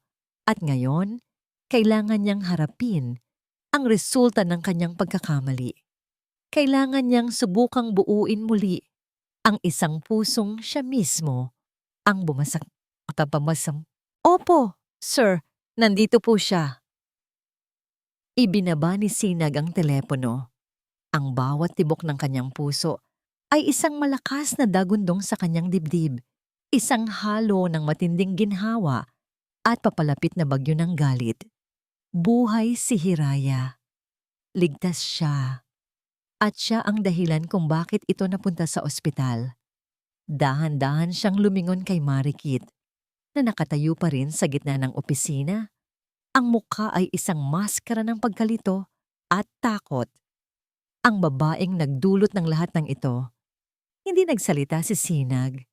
Sa halip kinuha niya ang laptop at dahan-dahang inikot ito para humarap kay Marikit. Sa screen, ang walang tunog na video ay patuloy na nag-replay. Ang anino ni Marikit na lumalapit sa kuna. Ang pagkilos ng kanyang kamay. Ang krimen. "Ipaliwanag mo to." Ang mga salita ni Sinag ay hindi pa sigaw. Ang mga ito ay mahina, kalmado, at walang anumang emosyon. At iyon ang mas nakakatakot. Iyon ang katahimikan bago ang pagwasak. Nanlaki ang mga mata ni Marikit. Isang hindi makapaniwalang tawa ang kumawala sa kanyang mga labi. "Ano yan? Isang joke? Edited yan. Hindi ako yan. Paano mo magagawang pagdudahan ako, Sinag?" Hindi kumibo si Sinag. Tinitigan niya lang ito. Ang kanyang mga mata ay parang 2 piraso ng yelo na unti-unting tumutusok sa kaluluwa ni Marikit. Ang hindi niya pagkibo ay mas malakas pa kaysa sa anumang sigaw. Pinapatunayan nito na wala ng saysay ang anumang kasinungalingan, na wala ang pagtawa ni Marikit. Napalitan ito ng purong panik. Ang katotohanan ay isang pader na papalapit para durugin siya. "Sinag, please." "Hindi," nauutal niyang sabi. Ang kanyang mga kamay ay nagsimulang manginig. "Maniwala ka sa akin. Ginawa ko lang ang lahat para protektahan ka, para protektahan si Kislap mula sa babaeng yon. Umalis ka na, ulit ni Sinag. Ang boses ay nananatiling walang kabuhay-buhay. Doon na tuluyang gumuho ang lahat ng natitirang depensa ni Marikit. Ang pagtanggi ay naging desperasyon. Bigla siyang lumuhod sa sahig, gumapang palapit kay Sinag, at niyakap ang mga binti nito. Isang nakakaawang tanawin ng isang taong tuluyan nang nawala sa katinuan. Sinag, wag pakiusap. Wag mo akong paalisin. Sigaw niya, ang kanyang mukha ay basang-basa ng luha. Patawarin mo ako. Nagkamali ako. Pero ginawa ko lang yon dahil mahal kita. Tinanggal ni Sinag ang kanyang mga binti mula sa pagkakayakap nito na para bang ito'y isang bagay na nakakadiri. Itinulak niya ito palayo, hindi ng marahas, kundi ng may buong pagtatakwil. At doon, sa sahig, habang nakaluhod at talunan, isiniwalat ni Marikit ang buong kadiliman ng kanyang puso. Ang kanyang huling alas ay ang kanyang pag-ibig. Ginawa ko lang yon dahil mahal kita. Ang kanyang sigaw ay umalingaw-ngaw sa buong opisina, puno ng kabaliwan at pait. Hindi mo ba nakikita? Mula pa noon, ako dapat ang nasa tabi mo. Hindi si Marga, at lalong hindi ang pulubing yon. Nang mamatay si Marga, inisip kong ito na ang tadhana. Tayo dapat ang pamilya. Ako dapat ang ina ni Kislap. Ngunit dumating siya, isang basahan na walang kwenta. Inagaw niya ang pwesto ko. Inagaw niya ang dapat na sa akin. Nakatayo lang si Sinag, nakikinig sa bawat salitang puno ng lason. Walang awa, walang simpatiya. Tanging galit at pagkasuklam na lang ang nararamdaman niya. Ang babaeng ito, na tinawag na kaibigan ng kanyang yumaong asawa, ay isa palang ahas na matagal nang naghihintay ng pagkakataong manuklaw. Hindi pag-ibig yan, Marikit, sabi ni Sinag sa wakas. Ang kanyang boses ay may bigat na ng isang hukom. Isa kang sakit. Habang nagsasalita si Sinag, dalawang unipormadong pulis ang tahimik na pumasok sa opisina. Nauna nang tumawag si Sinag habang nasa telepono siya kanina. Gamit ang isang text message sa hepe ng pulisya na kaibigan ng kanyang ama. Natigilan si Marikit nang makita ang mga pulis. Ang kanyang galit ay naging purong takot. Hindi! Sinag, wag... Marikit Zabala, sabi ng isang pulis sa formal na tono. Inaaresto ka namin sa salang reckless imprudence resulting in physical injuries to a minor at trespassing. Hindi! Sinag! Huwag mong gawin sa akin to. Mahal kita. Sinag! Pilit siyang nagpumiglas habang pinoposasan ng mga pulis ang kanyang mga kamay sa likuran. Ang kanyang mga sigaw ay puno ng desperasyon at kabaliwan. Kinaladkad siya palabas ng opisina, palabas ng bahay, ngunit hindi nito itinigil ang pagtawag sa kanyang pangalan na para bang isa itong dasal na makakapagligtas sa kanya. Nang mawala na ang kotse ng pulis at bumalik na ang katahimikan, naiwan si Sinag sa gitna ng kanyang opisina. Ang galit na kanina'y nag-aalab ay unti-unting napalitan ng isang nakakapanghina na bigat. Ang bigat ng kanyang pagkakasala. Lumabas siya ng opisina at dahan-dahang umakyat sa silid ni Kislap. Natutuklog na ang kanyang anak, ngunit kahit sa pagtulog, pakas pa rin sa mukha nito ang lungkot. Binuhat niya ito ng maingat at niyakap ng mahigpit. Amoy gatas. Amoy inosente. Isang inosenteng muntik na niyang ipahamak dahil sa kanyang sariling kahangalan. Patawarin mo si Daddy, anak. Bulong niya. Ang mga luha ng pagsisisi ay nagsimula nang mamuo sa kanyang mga mata. Patawarin mo ako. Ngunit alam niyang hindi lang kapatawaran ng kanyang anak ang kailangan niya. May isang tao siyang sinaktan nang higit pa sa kaya niyang isipin. May isang tao siyang hinusgahan at itinaboy sa pinakamadilim nitong oras. At ngayon, Haharapin niya ang kanyang pinakamalaking laban, ang subukang humingi ng tawad sa isang pusong winasak niya, ang puti. Iyon ang unang bagay na napansin ni Hiraya nang imulat niya ang kanyang mga mata. Puti ang kisame, puti ang mga dingding, puti ang kumot na nakabalot sa kanya. Ang amoy ng antiseptic ay dumikit sa hangin. Isang ospital, isang pampublikong ospital, base sa pagiging simple ng silid. Wala na siyang naramdamang sakit sa katawan, tanging isang malalim na pagod na lang. Ngunit ang sakit sa kanyang puso ay naroon pa rin. Isang bukas na sugat na patuloy na nagdurugo. Bawat pagtibok nito ay isang paalala. Itinaboy ka, pinaghinalaan ka, isa kang pabigat. Hindi na siya umiyak. Naubos na yata ang lahat ng luha niya sa gabing iyon. Ang natira na lang ay isang mapait na pakiramdam ng pagtanggap. Marahil ito na talaga ang kapalaran niya. Ang laging maiwan, ang laging masaktan. Isang nurse ang pumasok para suriin ang kanyang dextrose. "Gising ka na pala, Ineng," sabi nito nang may magiliw na ngiti.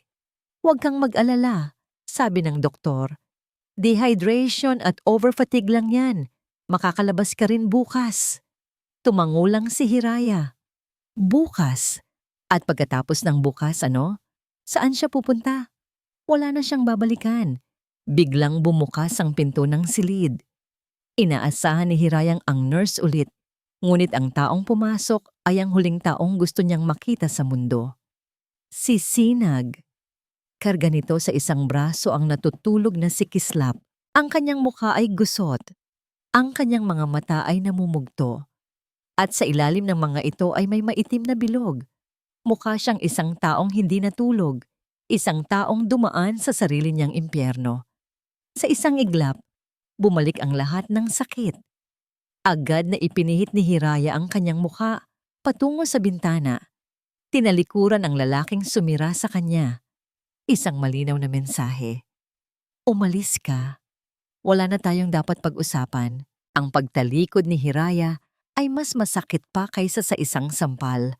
Karapat-dapat lang siya roon. Iyon ang parusa sa kanyang kahangalan. Nakita niya kung gaano kaputla si Hiraya sa ilalim ng mapusyaw na ilaw ng ospital. Kung gaano ito kaliit at kahina tingnan sa kama. At siya ang dahilan ng lahat ng ito. Dahan-dahan siyang lumapit. Ang bawat hakbang ay tila may bigat ng 1,000 libra ng pagsisisi. Huminto siya sa tabi ng kama. "Hiraya," sabi niya. Ang kanyang boses ay garalgal at halos hindi marinig. Hindi ito gumalaw. Alam niyang walang salita ang sapat para itama ang kanyang pagkakamali. Kaya ginawa niya ang tanging bagay na alam niya. Dahan-dahan, lumuhod siya sa malamig na sahig ng ospital. Ibinaba ang kanyang sarili, ang kanyang pride, ang kanyang lahat, sa paanan ng babaeng kanyang hinusgahan. "Patawarin mo ako," sabi niya. Ang mga luha na kanina pa niya pinipigilan ay nagsimula ng bumagsak. "Hiraya, patawarin mo ako. Ako ang may kasalanan ng lahat. Naging tanga ako. Naging duwag ako. Nagpadala ako sa takot. At hindi ako naniwala sa'yo." Ikinuwento niya ang lahat. Ang tungkol sa CCTV camera na nagbunyag sa katotohanan. Ang tungkol sa pag-amin ni Marikit. Ang kabaliwan nito. Ang pag-aresto dito. Habang nagsasalita siya, ang kanyang boses ay paulit-ulit na nababasag. "Hindi ko mapapatawad ang sarili ko sa sakit na idinulot ko sa'yo." Pagtatapos niya, ang kanyang noo ay halos nakasubsob na sa kama. "Pero kailangan mong malaman. Kailangan mong malaman ang totoo." Nakinig si Hiraya sa bawat salita. Bawat salita ay isang piraso ng isang masakit na palaisipan na sa wakas ay nabubuo. Hindi siya baliw. Hindi siya pabaya. Biktima siya. Ngunit ang pag-alam sa katotohanan ay hindi automatikong nagpapagaling sa sugat. Ang sakit ng pagtataksil ay naroon pa rin. Dahan-dahan, Gumalaw si Sinag. Maingat niyang inilipat si Kislap mula sa kanyang balikat at dahan-dahang inilapag sa tabi ni Hiraya sa kama. Naramdaman ni Hiraya ang mainit at maliit na katawan sa tabi niya. Ang pamilyar na amoy ng gatas at pulbos. Biglang, ang lahat ng pader na itinayo niya ay nagsimulang gumuho. Nagising si Kislap. Iminulat niya ang kanyang mga mata at sa halip na umiyak, nakita niya ang mukha ni Hiraya. Isang himala. Isang ngiting walang nangipin ang sumilay sa kanyang mga labi. Ang maliliit niyang kamay ay gumapang palapit at hinawakan ang pisngi ni Hiraya. At pagkatapos, isang tunog ang lumabas sa bibig nito. Isang simpleng pagbigkas ng isang sanggol na natututong magsalita. Mama. Hindi ito isang malinaw na salita. Ngunit sa katahimikan ng silid ng ospital, sa gitna ng dalawang basag na puso, ang tunog na yon ay isang deklarasyon. Doon na tuluyang bumigay si Hiraya. Humagulgol siya, ngunit hindi na ito iyak ng sakit at pagkatalo. Ito ay iyak ng paglaya, ng pagmamahal na hindi masusukat, ng isang bagay na mas malakas kaysa sa anumang kasinungalingan. Niyakap niya si Kislap. Inilapit ito sa kanyang dibdib at hinalikan ang malambot nitong buhok. Pinanood ni Sinag ang eksena at isang maliit na sinag ng pag-asa ang pumasok sa kanyang madilim na puso. Tumayo siya. Hiraya, sabi niya. Ang boses ay puno ng isang emosyong ngayon lang niya pinahintulutang makawala. Nung una, akala ko, pasasalamat lang itong nararamdaman ko sa'yo. Pasasalamat dahil pinatahan mo ang anak ko. Pero mali ako. Lumapit siya. Nung nakita ko ang kasamaan ni Marikit, doon ko naintindihan. Natakot akong maniwala sa'yo dahil natakot akong maramdaman to. Natakot akong magmahal ulit. Hinawakan niya ang kamay ni Hiraya na hindi nakayakap kay Kislap. Mainit ito. Buhay. Mahal kita, Hiraya. Higit pa sa pasasalamat. Higit pa sa paghanga. Mahal kita. Tumingin si Hiraya sa kanya. Ang mga mata nito'y namumugto pa rin, ngunit may bago ng kislap. Ang kislap ng pag-unawa at marahil ng pagpapatawad. Hiraya, sabi ni Sinag, ang kanyang boses ay isang pakiusap. Umuwi na kayo ni Kislap sa tahanan natin. Hindi sumagot si Hiraya. Tinitigan niya lang si Sinag. Pagkatapos ay si Kislap na payapang nakasandal sa kanyang dibdib. At pagkatapos ay muli kay Sinag. Sa kanyang mga mata, isang buong kwento ang mababasa. Isang kwento ng sakit, ng paghilom, at ng isang desisyong magbabago sa kanilang lahat. Makalipas ang 6 na buwan, ang hangin sa Sanliwayway ay may dalang bagong simoy. Ang dating malungkot na Hacienda de Leon ay puno na muli ng buhay, ng halakhak, at ng mga tunog ng maliliit na paang nagsisimula ng humakbang. Hindi naging madali ang daan pabalik. Ang pagpapatawad ay hindi isang pinto na bigla na lang bumubukas. Ito ay isang tulay na dahan-dahang itinatayo. Sa mga unang linggo ng pagbabalik ni Hiraya sa hacienda, may mga sandali ng alinlangan, mga anino ng nakaraan na pilit bumabalik.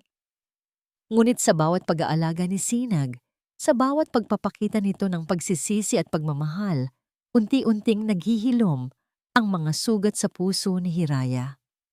Ang pinakamalaking gamot ay si Kislap, ang walang malay na pagmamahal ng bata, ang naging pinakamatibay na pundasyon ng kanilang muling pagbubuo. Sa bawat mama na binibigkas nito, nawawala ang isang piraso ng sakit. Sa bawat yakap nito, nararamdaman ni Hiraya na siya ay nasa tahanan. Isang hapon, sa hardin kung saan unang nagkaroon ng kapayapaan ng hacienda, isang maliit at pribadong seremonya ang naganap.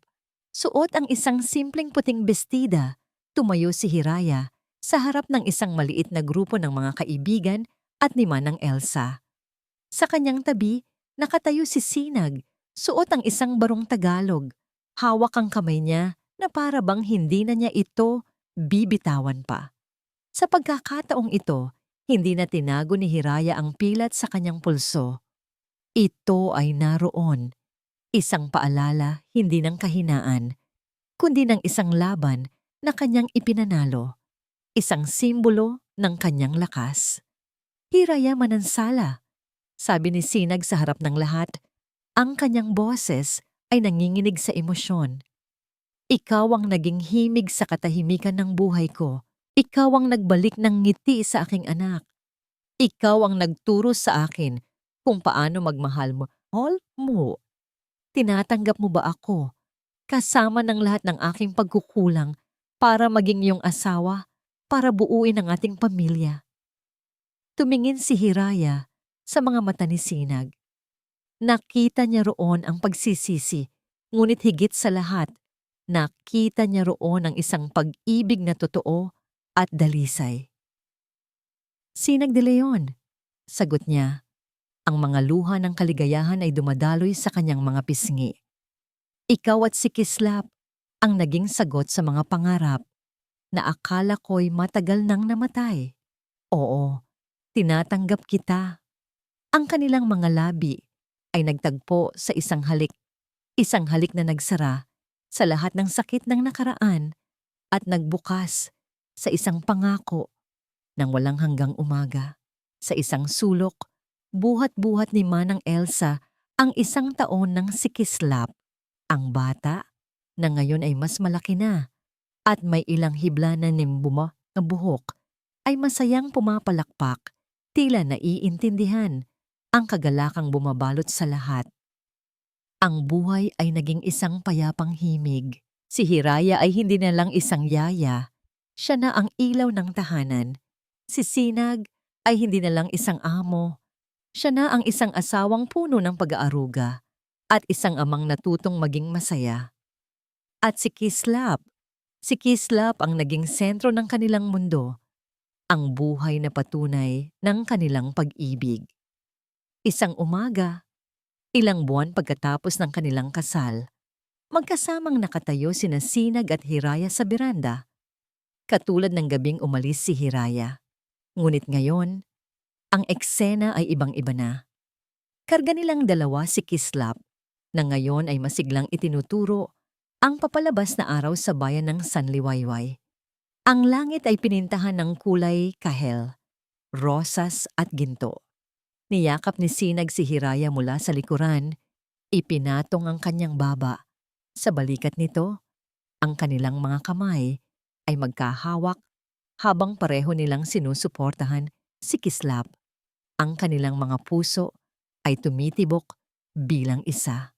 Naalala mo ba? Bulong ni Sinag sa tainga ni Hiraya. Dati, sabi ko, ang pangalan mong Hiraya ay hindi pamilyar sa akin. Ngumiti si Hiraya. Oo, naalala ko. Ngayon, patuloy ni Sinag, iyan na ang pinakapaborito kong pangalan sa buong mundo. Hiraya, ang katuparan ng aking mga pangarap. Hinalikan niya ang pisngi nito. Tumingin sila sa papalabas na araw, sa bagong simula na ibinigay sa kanila. Ang kanilang mga anino ay nag-isa. Isang perpektong larawan ng isang pamilya. Natagpuan na natin ang ating liwayway, bulong ni Hiraya. Isinandal ang kanyang ulo sa dibdib ni Sinag. At sa ilalim ng ginintoang sinag ng umaga, alam nilang ang kanilang kwento ay hindi nagtatapos dito. Ito ay nagsisimula pa lamang. Sound of gentle, hopeful piano music fades in. At dyan po nagtatapos ang ating kwento. Isang kwento na nagpapatunay na ang tunay na pamilya ay hindi nakikita sa dugo, kundi sa pag-ibig na kayang maghilom, magpatawad at bumuo muli. Ang pag-ibig na naghahanap ng liwanag kahit sa pinakamadilim na gabi. Sana po ay nasiyahan kayo at may napulot na aral sa paglalakbay ni Sinag, Hiraya at Kislap. Maraming salamat po sa inyong walang sawang pagsubaybay at pakikinig.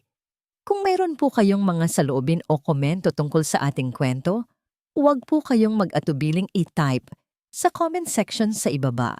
Nais nyo bang makarinig ng mas marami pang kwentong tulad nito? O baka naman may iba kayong gustong genre? Ipaalam nyo lang po sa amin. Hindi dito nagtatapos ang ating paglalakbay. Marami pa pong kwentong kasing ganda at mas puno ng aral dito sa aming channel. Kung nagustuhan nyo ang kwentong ito, i-like, i-share sa pamilya at mga kaibigan at mag-subscribe na rin para lagi kayong updated sa mga susunod pa naming kwento. I-click nyo ang notification bell para kayo ang unang makarinig kapag may bago kaming upload. Muli, ako po ang inyong kaibigan. Laging handang magbahagi ng mga kwentong magbibigay inspirasyon sa ating lahat. Pagpalain po kayo ng Panginoon, kayo at ang inyong buong pamilya. Hanggang sa muli, at dito nagtatapos ang kwento ni Sinag, Hiraya, at ng kanilang munting si Kislap. Mula sa kaibuturan ng aking puso, nais kong magpasalamat sa inyong walang sawang paglalakbay kasama namin sa bawat kabanata. Ang samahan ninyo sa amin sa bawat luha, sa bawat ngiti, at sa bawat tibok ng puso ng ating mga tauhan ay isang karangalang hindi matatawaran. Habang isinusulat ko ang kwentong ito, tila ba naging totoo sa akin ang bawat isa sa kanila. Naramdaman ko ang bigat sa dibdib ni Sinag, ang tahimik na lakas ni Hiraya, at ang inosenteng pag-asa sa mga mata ni Kislap. Ito ay isang paalala na ang tunay na pag-ibig ay hindi lang puro kilig at saya. Ito ay tungkol sa pagpapatawad sa mga pagkakamali, sa pagtitiwala, kahit may pag-aalinlangan, at sa paghahanap ng liwayway, kahit sa pinakamadilim na gabi. Isang paalala na ang tunay na pamilya ay nabubuo sa pagmamahal na kayang maghilom at bumuo muli. Ngayong nabuklat na natin ang huling pahina, nais kong marinig ang inyong tinig. Ano ang pinakapaborito ninyong bahagi ng kwento? Anong aral ang tumatak sa inyong puso? Ang inyong mga saloobin ay mahalaga sapagkat ito ang nagbibigay buhay at kahulugan sa bawat salitang aking isinusulat. Hanggang sa ating muling pagkikita sa susunod na kwento, dala-dala ang bagong pag-asa at mga bagong pangarap. Kwentong Damdamin TV.